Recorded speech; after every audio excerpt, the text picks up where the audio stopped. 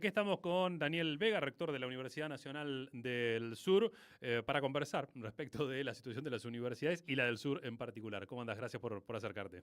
¿Qué tal? Muy buenos días. No, gracias a ustedes por la invitación. Un gusto estar aquí. Recién repasábamos tu última visita, que había sido allá por diciembre de 2022, después de ganar la elección, con un contexto un tanto diferente, ¿no? Después te voy a preguntar sobre algunos de los proyectos que se planteaban en aquel entonces, a ver en qué quedaron, pero te propongo antes describir un poco el cuadro de situación en respecto de la gestión de la ampliación del presupuesto y lo que viene para el año que viene, ¿no? Bueno, como es de público conocimiento, la situación es realmente crítica, muy preocupante, no solo para lo que significa el cierre de este año, sino de cara al año que viene, donde de aprobarse el presupuesto que fue elevado por parte del Ejecutivo al Congreso de la Nación, vamos a tener una situación realmente muy, pero muy complicada. No solo porque no se atiende lo que fue el impacto inflacionario desde fines del año pasado hasta ahora, sino que además se vislumbra que el incremento contemplado, que ronda el 18%, va a estar por debajo de la inflación real. Así que la situación es realmente muy, pero muy preocupante. ¿Y qué ves, por ejemplo, si eso se sostiene en cuanto a impacto acá, en lo local concretamente, digamos? ¿Qué no van a poder sostener? Mirá, por un lado uno imagina un escenario de mucha conflictividad, porque si los salarios mantienen el nivel de desactualización que mantienen, obviamente que va a haber mucha más conflictividad que la que tenemos hoy. Eso es, sí, como marco general.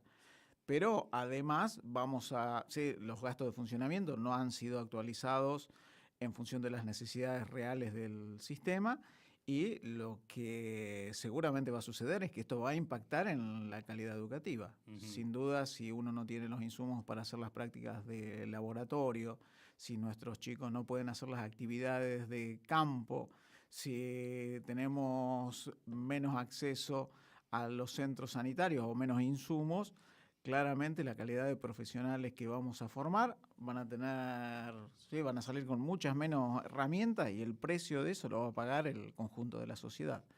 Eh, Sin dudas, cualquier problema que tengamos en la formación de nuestros profesionales va a impactar directamente en el conjunto de la sociedad, en el mediano y en el largo plazo.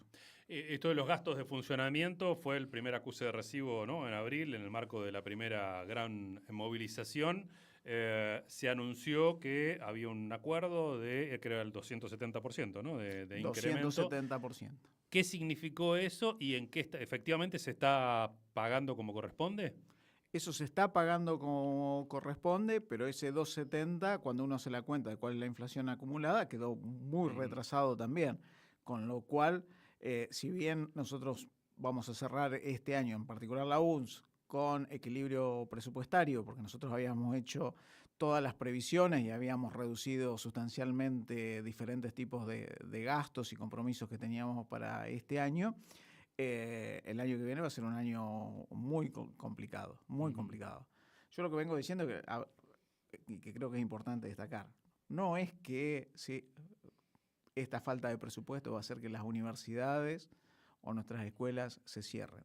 Van a tener un impacto muy fuerte, van a degradar, estas decisiones degradan el sistema universitario, degradan su calidad y, como te decía, van a terminar impactando en la calidad de profesionales que formás, un precio que va a pagar muy caro el conjunto de la sociedad, porque si tenés peores médicos, peores ingenieros, peores biólogos, obviamente que eso va a generar consecuencias graves en un sistema que se va a empezar a desarticular, porque sobre todo nos está preocupando mucho lo que sucede con nuestros semilleros, los más jóvenes, que hoy tienen salarios en muchos casos por debajo de la línea de pobreza, lo que hace que este personal altamente calificado, no solo para estándares nacionales, sino para estándares internacionales, empiece a buscar otros horizontes, viendo que no pueden desarrollar sus carreras aquí. ¿Y cuál es tu lectura de por qué pasa esto? Digamos? ¿Es solamente una cuestión económica por parte del gobierno o esto se enmarca en algún otro tipo de objetivos? Eh, bueno, difícil de saberlo, pero en función de todo lo que está sucediendo, la campaña de desprestigio, la fuerte campaña de desprestigio en contra del sistema universitario nacional respecto a cómo se rinden los gastos, el tema de las auditorías, creo, y la desinformación en general. Por ejemplo, una de las últimas es que nosotros mentíamos en el número de estudiantes que tenemos en nuestras instituciones para engordar los presupuestos. Hace más de 10 años que no se usa el número de estudiantes para el cálculo de presupuesto, un dato totalmente falso. O decir que los más pobres de la sociedad no están accediendo al sistema universitario nacional, cuando el 50% de los estudiantes están en esa condición. Y cuando también más del 50% son primera generación de universitarios del país. Obviamente que el sistema nadie desconoce que nuestro sistema tiene problemas. Ahora, poner el foco, por ejemplo, en la transparencia del sistema universitario, que representa menos del 1% del PBI del país, sin mirar el resto de los poderes y lo que está pasando, porque acá nadie está cuestionando qué pasa con las auditorías en los otros poderes del Estado, que, como ustedes bien saben, están muy teñidos de sospecha respecto a cómo manejan los fondos y con qué arbitrariedad lo hacen. Bueno, no deja de preocupar, ¿no? Todo esto, cuando uno lo pone todo en conjunto, ve que hay unas campaña de desprestigio en contra del sistema, más allá de lo económico. ¿Y qué respuestas están dando desde el SIM, por ejemplo, Consejo de Rectores, cuando a ustedes le dicen que son chorros, que se afanan la guita, que financian a la política? ¿No amerita algún otro tipo, o incluso con amenazas concretas? Bueno, desde el Comahue, la rectora presentó una denuncia a propósito de esto de zurdos después no vengan a llorar derechos humanos, lesa humanidad, en este contexto de represión a las protestas, entre otras las de las propias universidades. Mirá, primero creo que es importante aclarar que el 95% del presupuesto universitario no pasa por manos de la universidad. Nosotros somos un mero puente entre los agentes que desempeñan sus funciones en la universidad y el Tesoro de la Nación. Salarios. ¿Sí? Salarios. 95% son salarios. Con el 5% restante, nosotros tenemos que sostener el funcionamiento de las carreras, comprar todos los insumos para el laboratorio, pagar luz, gas, internet, etcétera, todos los servicios, viajes de estudio, mantener la institución en pie. Imaginarán que eso ¿sí? es realmente la parte más sustantiva de ese 5% que queda el presupuesto. Uno ya puede vislumbrar que el espacio para tener alguna discrecionalidad en el uso de recursos es muy, pero muy escaso. Pero sumado a eso, ese 5% se discute y se aprueba en un Consejo Superior Universitario, donde ahí tenés la puja de los diferentes espacios de representación y los intereses de cada uno de los sectores. Los decanos pidiendo por recursos para sus carreras, el rectorado que quiere hacer obras, los estudiantes que quieren becas, residencias y comedor, etc. Y eso se somete a una discusión realmente muy amplia. En el caso de la UN lleva entre 1 y 2 meses generalmente ponerse de acuerdo en cómo vamos a distribuir ese 5%, que después tiene un seguimiento a lo largo de todo el año. Pero además de eso, todos esos fondos son rendidos a la Tesorería General de la Nación y son auditados por la auditoría interna a través de un plan de auditoría que está aprobado por la CIGEN en nuestro caso. A eso le sumamos la Auditoría General de la Nación, que es cierto que no está funcionando, pero es algo que excede al sistema universitario. O sea, y ahí lo de la CIGEN no hay ninguna novedad respecto a esto que se informó en estos últimos días de que estaba la Universidad del Sur en ese primer listado. Hace 30 años que estamos auditando de esta manera. 30 años. O sea, es todo, es tirar información. Estamos en la época de la posverdad, donde parece que por más que uno muestre los informes de auditoría, en el caso de la UN tenemos el portal de datos abiertos donde se puede ver toda la información, los informes del rector, todo lo que hace a la transparencia en la rendición de cuentas. Uno lo puede poner a disposición, pero parece que en esta posverdad, como te decía, los datos y la realidad no importa, sino lo que importa es este juego político y esta campaña de desprestigio. Y la verdad es que explicar lo obvio a veces es extremadamente difícil y uno dice, bueno, si tenemos que explicar lo obvio, parece que la batalla estuviera en parte perdida, ¿no? Ujú. Porque cada uno atiende la información de acuerdo a sus sesgos y la verdad parece no tener importancia. ¿Y ustedes Me- tienen datos respecto? Perdón, completa, porque me estabas por decir No, algo. no, es una época realmente muy compleja, esa es la realidad. Estamos atravesando un escenario muy complejo con, como te decía, una campaña de desprestigio. Vos hacías referencia a las denuncias por parte de algunos de los rectores Ujú, respecto de esta campaña. Hay dos cuestiones que creo que son pero muy objetivas. Primero, que el gobierno decía que nosotros no queríamos auditar. ujú. No, ese fue el discurso que se instaló en los medios, que no nos dejamos auditar. Acabamos de ver todos la noticia la semana pasada, donde se vio claramente que la decisión de auditar o no auditar estaba en manos del Poder Ejecutivo. De Ujú. hecho, dijeron, lo vamos a auditar. Sí. Entonces siempre estuvo en manos de ellos. Ahora, ¿por qué decir que nosotros no queríamos auditar? Que Ujú. era todo parte de esta Sí, es lo que campaña, ¿no? vimos en relación a otros programas y otras áreas del gobierno, ¿no? Bueno, un poco es esto que vos decís, al final estamos hablando de esto y tal vez da cuenta de que han impuesto esa agenda. Ayer decía Milei, era 90-10 el acompañamiento a la universidad, a la institución como tal, y ahora está 50-40, algo por el estilo. ¿Ustedes perciben eso? No. Yo creo que ese dato no es falso. De hecho, surgió una encuesta en estos días donde la mayoría de la sociedad defiende el sistema de educación pública y que está convencida de que es uno de los principales motores para mejorarle la calidad de vida de la sociedad. Pero está claro que esta campaña tiene un objetivo y que ha Ujú, hecho mella. Como te decía, en un momento donde lo que prima es la posverdad y no importa si lo que estás diciendo es verdad o es falso, cada uno atiende esa información de acuerdo a sus sesgos, es difícil salir a explicar cosas que parecen en algunos, bueno, o para el sistema, son difíciles de explicar. Digo, qué sé yo. No me voy a poner a defender un rector o otro ujú, rector, pero un cuestionamiento respecto a si un rector usa mucho o tiene un chofer, por ejemplo. ujú, A ver, hay rectores que yo los conozco, no es nuestro caso, pero conozco rectores que viven arriba del auto porque no solo usan el auto de oficina, sino que se tienen que mover por sus provincias, por todo el país, porque es un país que tiene muy poca conectividad. ujú.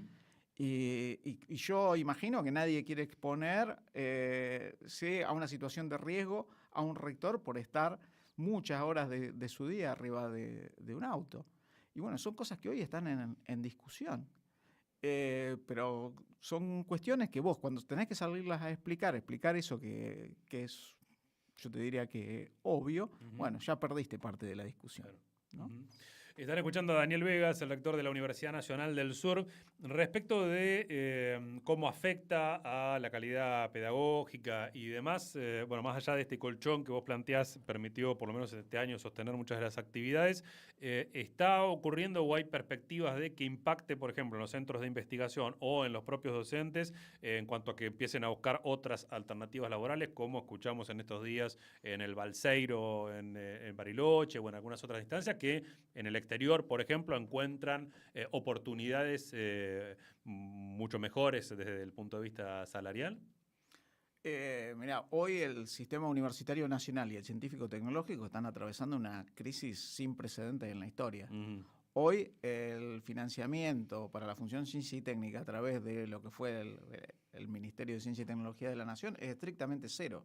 No está viniendo un peso para sostener la investigación en el país. ujú, Entonces, ¿qué es lo que está sucediendo? Se están restringiendo meramente a pagar malos salarios. Esa es la realidad de nuestro sistema. En ese contexto no hay duda que, sobre todo los más jóvenes, que como te decía son el semillero de sí. nuestro sistema, están buscando otros horizontes porque no tienen perspectiva de crecimiento. Hay líneas de investigación que llevan 10, 15 años que se van a perder por falta de financiamiento. Si hoy tenemos un cultivo celular que requiere de un insumo crítico para mantenerse Ujú. con vida y no lo podés Claro. atender, obviamente esa línea de investigación Que ahí son años de laburo y de años de inversión que se investigación y pierden. de continuidad, equipos de trabajo que se vienen consolidando en el tiempo a través de la incorporación de nuevos talentos, de nuevos jóvenes a estos grupos de investigación que se van a perder, naturalmente. Entonces es un sistema que en el mediano plazo se va a envejecer y se va a tener que nutrir con investigadores que no son necesariamente los que están a las fronteras de nuestro sistema. Es lamentable, pero es lo que está sucediendo. ¿Qué mirada tenés sobre las protestas y la forma en que se está llevando adelante la visibilización de esta situación por parte de estudiantado, de docentes, no docentes? Mira, en particular nosotros desde el rectorado estamos convencidos de que esta batalla la tenemos que dar con las puertas abiertas. ¿Y por qué te digo con las puertas abiertas? Creo que existen muchas formas de visibilizar un reclamo y que aislarnos y cerrar las puertas para mí es un error, sobre todo teniendo en cuenta la crisis que están atravesando muchas familias. Hoy nosotros nos encontramos con muchas familias que no están pudiendo sostener el estudio de sus hijos en la ciudad. Y si nosotros le dificultamos las cosas no dictándole clases, esos chicos lamentablemente se van a caer del sistema. Sobre todo porque nosotros no estamos pudiendo tampoco acompañarlos con becas para darle continuidad a sus estudios. Son chicos que si pierden un cursado, si no pueden rendir un final, van a ver demoradas sus carreras un cuatrimestre o un año. Y hay muchos de esos chicos que no lo pueden sostener. Entonces yo creo que tenemos que ser ingeniosos en la manera de protestar y tratar de sostener el acompañamiento que tenemos por parte de toda la sociedad. Tuvimos 2 marchas realmente muy masivas con mucho acompañamiento por parte de la sociedad y creo que eso tiene que ver con que nosotros hemos logrado visibilizar el impacto que tiene la formación de nuestros profesionales para la sociedad, sobre todo de los más vulnerables. Y si o nuestras acciones terminan impactando en esa población, yo creo que no es una buena decisión en general. Así que me parece que tenemos que ser ingeniosos y seguir golpeando todas las puertas en un esquema democrático, en base al diálogo, para mostrar lo que significa el sistema universitario para el país y lo que significa para el desarrollo de la nación. Mira, un ejemplo que al menos a mí me sirve, creo que es bastante ilustrativo, como para que, porque uno a veces hace el foco en que el sistema universitario nacional, por un lado, asegura la igualdad de derechos para el acceso a la educación de todos los estudiantes y que genera movilidad social ascendente de muchas familias. De eso no hay dudas. Pero también creo que es importante destacar y poner en valor que hay mucha gente que nunca pudo venir a la universidad y que probablemente nunca pueda venir a la universidad, ni sus hijos, pero que sí se beneficia por el hecho de tener una educación pública de calidad. Y te doy 2 ejemplos. Una es el descubrimiento del yacimiento de litio en el país, el otro de Vaca Muerta. Si no hubiera sido por los profesionales formados en nuestras universidades, hoy no sabríamos que contamos con esa riqueza natural. Que es el motor, o uno imagina que es el motor, son 2 de los motores para el desarrollo de nuestro país. Más allá de todas las otras dimensiones, ¿no? Lo que hace cada vez que llevas al perro al veterinario o que te vas a cuidar con un médico, ese profesional que te está cuidando, que está atendiendo a los tuyos, es un profesional que está formado en la universidad pública. Y ese es un beneficio para el conjunto de la sociedad que a veces cuesta visibilizarlo. Por eso me parece que este ejemplo, el ejemplo de qué pasó con el litio, qué pasó con Vaca Muerta, quién lo descubrió y por qué tenemos esos yacimientos, es importante, porque los que los descubrieron fueron profesionales formados en la educación pública y que son profesionales que lograron visibilizar algo que va a tener un impacto de acá a 30 años en el conjunto de la sociedad. Que es independiente, digamos, de que uno concurra o no a la universidad de manera Exacto, directa. de manera directa. Ahora, pero volviendo al tema de las protestas, acá se está, por ejemplo, cuando se planteó la toma y demás, articulando de, como ocurre en algunas otras universidades, de sostener algunas instancias de la graduación o algún examen y demás, o no. Mirá, nosotros tuvimos una toma en el edificio de Humanidades, hubo una autoconvocatoria, los chicos se autoconvocaron, tuvieron una asamblea en base a la cual se decidió la toma, pero como todo, estas formas de organización no van por los carriles institucionales tradicionales. Entonces, lo que estamos proponiendo, que es novedad hoy, para visibilizar el reclamo, estamos proponiendo que la próxima reunión del Consejo Superior Universitario se haga en el playón de Alem, para que tenga una difusión mucho más amplia el reclamo, y además para mostrar que nuestra institución es una institución transparente y que puede mirar de frente a la sociedad que la sostiene.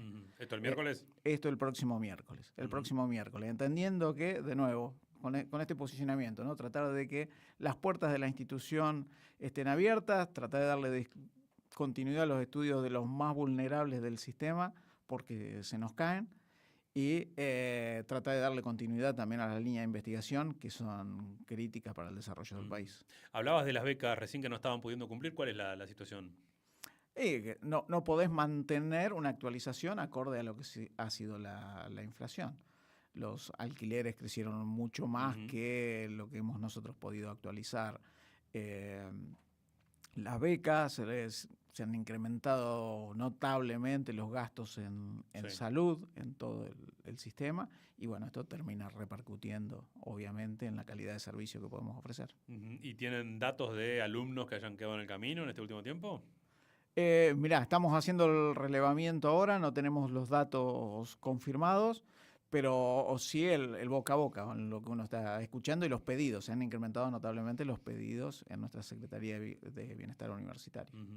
Daniel, ¿qué opinás respecto del arancelamiento, si se dice correctamente, de las universidades? ¿Hay parte hoy que ya tiene algún tipo de arancelamiento? Mira, primero me parece que es importante mencionar que la universidad pública tiene rango constitucional, ¿no? Y que hay una ley, la Ley de Educación Superior, que establece claramente la gratuidad del sistema universitario. Yo, como no solo primer egresado de una familia muy vulnerable de este país, soy fuerte defensor de este sistema que no solo le ha generado oportunidades a muchísimos jóvenes, sino que sin duda es el principal motor, el principal instrumento que ha tenido el Estado para generar movilidad social ascendente, con todos los beneficios a los que hacía referencia hace un ratito. Sin duda es un sistema exitoso, y donde cualquier esquema de arancelamiento sin duda va a acrecentar las desigualdades. No hay duda de que no va a resolver en nada el problema, sobre todo porque si uno mira cuáles son los montos que tendría que destinar al sistema universitario a través de arancelamiento para darles sustentabilidad, hace que el sistema se vuelva prohibitivo para un amplio sector de la sociedad, no solamente para los de clase media baja, sino para la clase media va a ser prohibitivo. Y respecto a esto que preguntaba, ¿hay alguna instancia que hoy tenga arancelamiento? En general, en algunos posgrados, en el caso de la UNS, es muy poquita la oferta académica que tenemos con algún tipo de arancelamiento. En otras universidades quizás hay más, pero no, todas las carreras de grado y nuestros doctorados son libres y gratuitos. Te contaba, en esto que charlábamos hace ya año y pico, que uno de los proyectos que estaban promoviendo era la creación de la escuela técnica con presencia en determinados barrios y demás. ¿Eso es parte de lo que quedó frisado? Sí, lamentablemente sí. Yo creo que es estamos enamorados de ese proyecto. Creemos que es un proyecto extremadamente importante, no solo para la ciudad, porque va a permitir que nuestros jóvenes tengan trabajos con muy buenos ingresos, un trabajo a las fronteras del conocimiento y que puede dinamizar realmente todo lo que tiene que ver con las industrias de la comunicación y de la información en la ciudad, lo que tiene que ver con robótica, inteligencia artificial, industria 4.0, sino que además era un modelo de escuela que iba a permitir sacar a muchos chicos de la calle, incorporándolos a una escuela de jornada extendida, donde iban a tener su comedor, sus actividades deportivas y una educación de altísima calidad en un barrio vulnerable de la ciudad. Así que sí, lamentablemente el proyecto hoy está en el cajón, así que, pero bueno, nosotros seguimos Eso era golpeando. netamente presupuesto nacional, ¿y en qué etapa estaba? Seguimos gestionando a nivel de provincia la cesión de un espacio para la construcción de la escuela, eso sigue avanzando, son ¿El lugar procesos estaba determinado? lentos. Teníamos un par de lugares en los que estábamos pensando. Por un lado, un terreno en Don Bosco al 3000, y por el otro estaba la posibilidad también de hacer la escuela en la base Espora, que tenía una escuela abandonada, una escuela que fue cerrada. Ya estaba la parte de edilicia en condiciones razonables para darle inicio a las actividades, y tenía la ventaja de que tenía gimnasio, los talleres, gran parte de la infraestructura que necesitábamos ya construida. Estamos tratando de avanzar en la obtención de ese terreno, que creo que es el mejor lugar para emplazar la escuela, porque se trata de un barrio muy vulnerable, que hoy no tiene otra escuela, tiene buena conectividad, y además del beneficio de tener la escuela, te permitiría urbanizar todo ese sector que hoy no cuenta con servicios. Y después, bueno, lo que sí está trabado es lo que tiene que ver con la gestión de los recursos a nivel nacional, porque sería la Secretaría de Educación la que tendría que poner los cargos para poder dar inicio al funcionamiento de la escuela. Con provincia, bueno, el gobernador planteaba que tiene esta idea de hacer un escudo, ¿no?, con varios de los recortes que va ocurriendo a nivel nacional, y habló también de una cercanía mayor con las universidades que tienen presencia en el territorio bonaerense. ¿Qué tipo de gestión entienden en particular en el caso de ustedes? Tenemos una puntual que va a ser muy importante, parte de las obras de infraestructura que se cayeron durante este año. Nosotros teníamos 3 edificios importantes para la institución: la construcción de una ampliación para un instituto nuevo, que es el de Geología, y la construcción del Departamento de Ciencias de la Salud, que es un departamento que hoy está funcionando en un predio alquilado en la base del ejército. Ese proyecto, bueno, que fue desfinanciado, nosotros ya teníamos hecha la licitación, estaba para adjudicar, estaba en proceso de adjudicación, pero forma parte del paquete de obras que no van a ser financiados. El compromiso del gobernador es financiar el 50% de esa obra, así que ya firmamos una carta de acuerdo recientemente, y estamos en estos días trabajando con los equipos técnicos de la provincia para readecuar el proyecto original para construir esa primera etapa, que a nosotros nos va a ser muy importante, porque podríamos descomprimir la grave situación edilicia que tenemos. ¿Y eso sería una obra para el año que viene? Eso sería, esperemos que se pueda encargar la licitación antes de fin de año, ojalá que se dé, y si no será el año que viene. Y después también con provincia también tenemos otras iniciativas que tienen que ver con el área de investigación y de extensión. Se está tratando de avanzar en una agenda para atender problemáticas de la región, y en particular también estamos avanzando con un proyecto importante para generar un plan director para atender el problema hídrico en Bahía Blanca y la región. ¿La extensión se vio muy recortada en estos últimos meses? Se vio fuertemente recortada porque no hubo una actualización de los fondos. Nosotros en el 2024 contábamos con una partida específica para atender el área de extensión y financiar los proyectos de extensión. Eso no solo que no ha tenido una actualización, sino que no nos han enviado los fondos de la función extensión para este año. Así que estamos muy preocupados porque se nos está dificultando darle continuidad a los proyectos. ¿Y ahí qué tipo de proyectos, por ejemplo, tenés? Mirá, en el área de extensión tenemos diversidad de proyectos, algunos más vinculados al área productiva y otros más vinculados al área social. Van desde, por ejemplo, colaborar con las campañas de donación de sangre o darle cursos de lectoescritura a los más pequeños, en los barrios vulnerables, hasta campañas de concientización en salud integral o el acompañamiento a las pymes para los desarrollos productivos. Charlábamos antes de comenzar la nota respecto de las gestiones más específicas sobre el presupuesto 2025. Contabas que estaban con parte de la estrategia, dialogar con varios legisladores, ¿no? Sobre todo en la zona que te compete. ¿Qué reuniones han mantenido y qué respuestas van encontrando? Tuvimos la semana pasada una reunión en el Senado de la Nación para plantear la realidad del sistema presupuestario. Hemos encontrado, creo que hemos logrado consolidar el acompañamiento del grupo de diputados y senadores que ya acompañaron la ley de financiamiento para el sistema universitario para cerrar este año 2024 y se comprometieron a se comprometieron a respaldar lo que se está solicitando desde el Consejo Interuniversitario Nacional. Las discusiones recién están comenzando, pero bueno, espero que logremos sostener el acompañamiento de al menos los 160 diputados. Los de la segunda vez, ¿no?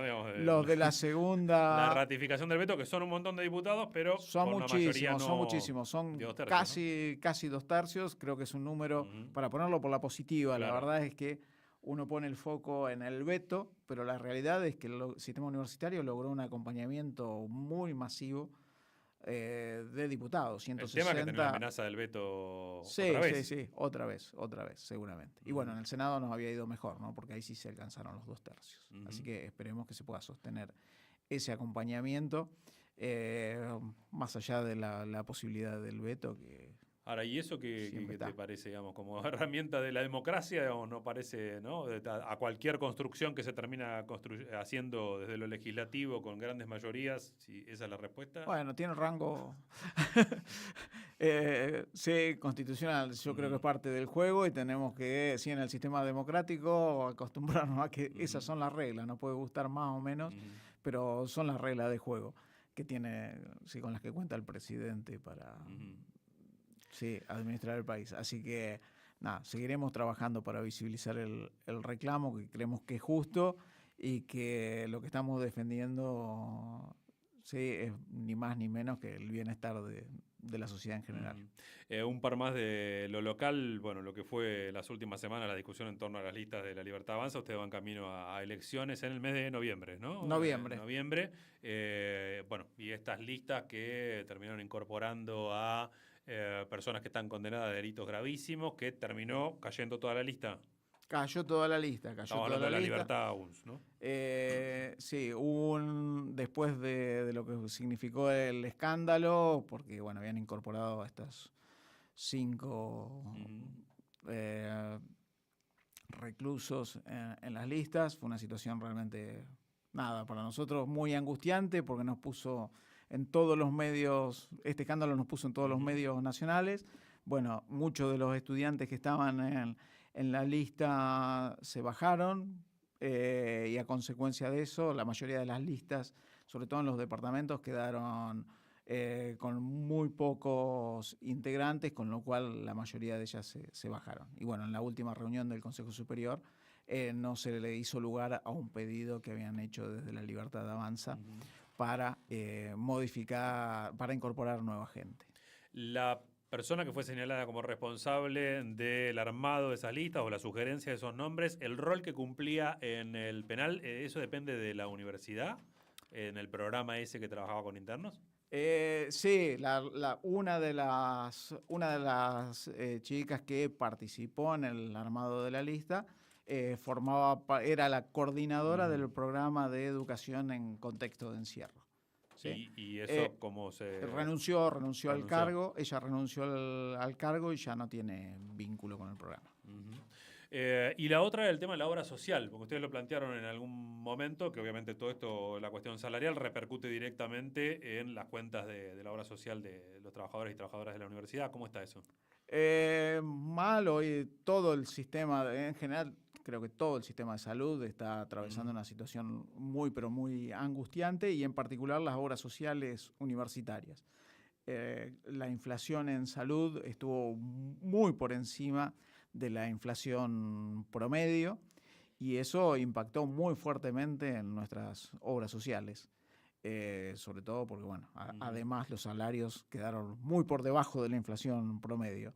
Así que estamos dando la discusión puertas adentro para ver cómo mitigamos el impacto, porque si no logramos mejorar los números, claramente el sistema va a entrar en una etapa crítica. Así ¿Y qué alternativas tiene? Digamos, que restringir algún no, tipo de tenemos que prestación, corregir algunas distorsiones. Nosotros tenemos dentro de la obra social, además de los empleados activos que contribuyen a la obra social, tenemos socios adherentes y jubilados que afortunadamente, como nuestra obra social funciona bien, es buena, da pronta respuesta, muchos jubilados se apoyan en nuestra obra social y no lo hacen a través de PAMI. Así que estamos tratando de negociar con PAMI y también veremos cómo rediscutir el rol de los socios adherentes para tener un sistema más equilibrado que el que tenemos hoy.